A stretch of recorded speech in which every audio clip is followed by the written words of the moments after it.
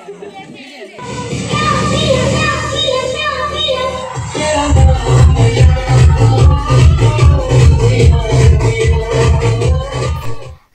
हे चित्रासारखे आहे, मनासारखे रंग भरले की ते फुलपाखरासारखे खुलून दिसते। हॅलो नमस्कार मंडळी, स्पर्शची आई या यूट्यूब चॅनलमध्ये मी अश्विनी तुम्हा सगळ्यांचे मनापासून स्वागत करते। तर मंडळी कशा आहात तुम्ही सगळे? आय होप सगळे मस्त मजेतच असणार।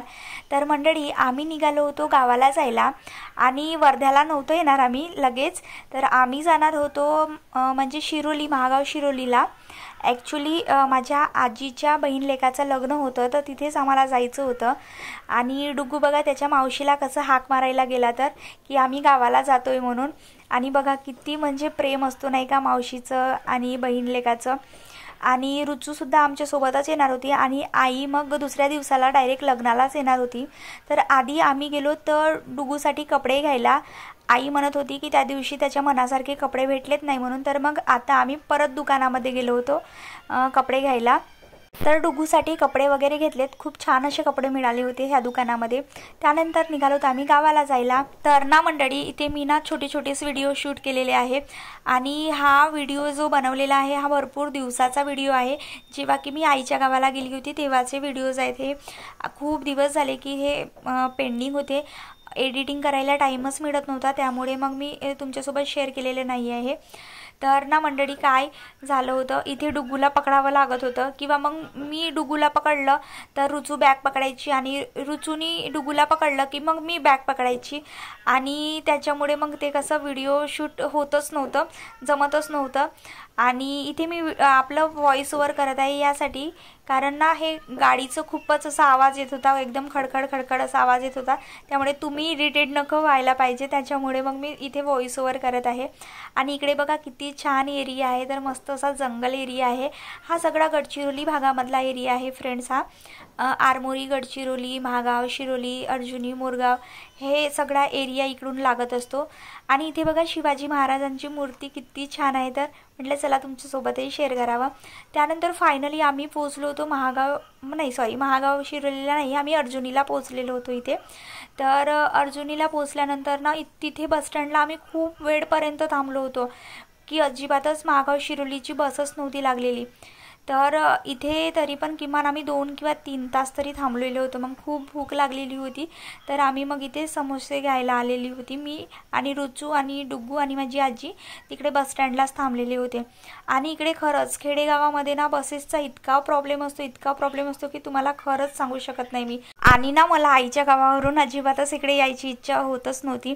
मला आईच्या गावाला खूप असं करमत होतं, म्हणजे तरी पण मला अजून पुन्हा 4-5 दिवस तरी राहायचं होतं। पण कसं आहे ना उद्याचं लग्न होतं आणि लग्नाला जाणं सुद्धा म्हणजे इम्पॉर्टंटच होतं, तर त्याच्यामुळे ते मग मला लवकर तयारी करून इकडे यावं लागलं। आणि मग इकडूनच मला बडे मम्मीच्या गावाला जायचं होतं आणि मग इकडे वर्ध्याला रिटर्न यायचं होतं। सो मंडळी हा व्हिडिओ कंटिन्यू करा आणि जर का व्हिडिओ आवडल्यास लाईक, शेअर, सबस्क्राईब करायला विसरू नका। डुग्गूची मस्ती सुरू होती। डुग्गू तर जिथे तिथे भेटतो तर तिथे त्याचे मित्र भेटतात, मैत्रिणी भेटतात, मग तो मस्ती करतो, अजिबात तो मला त्रास देत नाही।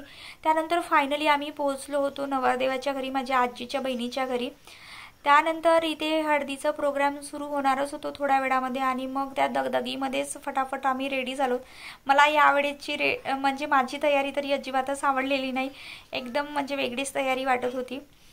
तर इथे डुग्गूसुद्धा रेडी झाला। रुचू तर म्हणत होती की मी काही चेंज करत नाही म्हणून, कारण ती पण ऑलरेडी थकलेली होती। आम्हाला भरपूर वेळपर्यंत तिथे थांबावं लागलं होतं बसस्टँडला, त्यामुळे मग इकडे आम्ही अहेरपट्टी वगैरे केलं सगळ्यांना, सगळ्यांशी बोलणं चालणं झालं, सगळे नातेवाईक आले होते, त्यामुळे एकदम मन रमून गेलं होतं। आणि हे सगळी माझी माणसं आहेत, माझी लोकं आहेत, त्यामुळे एकदम मस्त वाटत होतं। आई तर उद्याला येणार होती, लग्नामध्येच येणार होती। आणि ना मंडळी आमचे तर म्हणजे आमचे तिघींचे पण चेहरे ना खूप असे थकल्यासारखेच दिसत होते। अहेर वगैरे दिल्यानंतर इथे मस्त असं डान्स करत होते सगळेजण, तेच डान्स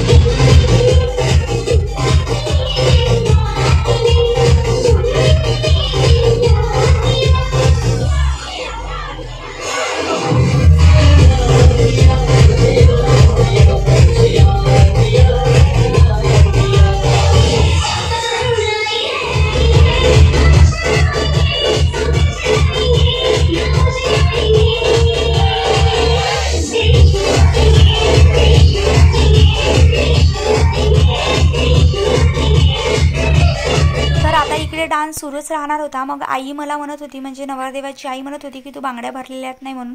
तर मग मी इथे बांगड्या भरायला आलेली होती आणि सगळ्या अशा बांगड्या टाकलेल्या होत्या. कोणी इथे कचार वगैरे नव्हतं बांगड्या भरून द्यायला, तर स्वतःच अशा बांगड्या भरायच्या होत्या. तर इथे बांगड्या वगैरे भरून झाल्यानंतर मग मी थोडा वेळ अशी बसली शांतपणे, कारण लगेच सारखं सुरू होतं.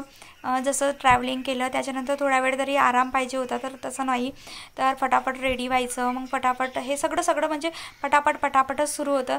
त्याच्यामुळे खूप असं थकल्यासारखं वाटत होतं. त्यानंतर मी इकडे थोडी आतमध्ये घरामध्ये आलेली होती आणि डुगूलासुद्धा जेवण चारायचं होतं, कारण त्याला पण भरपूर वेळ झालेला होता की त्याला जेवण दिलेलं नव्हतं त्यामुळे. तर मग म्हटलं की चला आधी डुगूला छान जेवण वगैरे भरवते, त्यानंतर मग आपण नंतर एन्जॉय करायचं ह्या सगळ्या गोष्टी. तर डुगूला जेवण वगैरे भरवलं छान आणि त्यानंतर डुगू मस्त खेळत बसला होता इथे. डुगू तू इतके सगळे खिलोने आणतोस कुठून रे? डुगू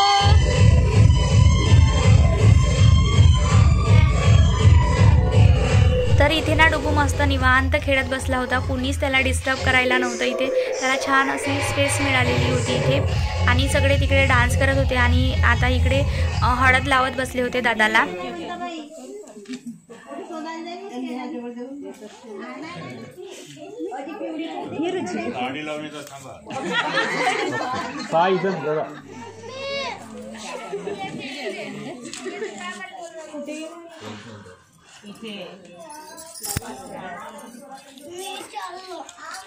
तीन काय केलं तरी चालतंय. तीन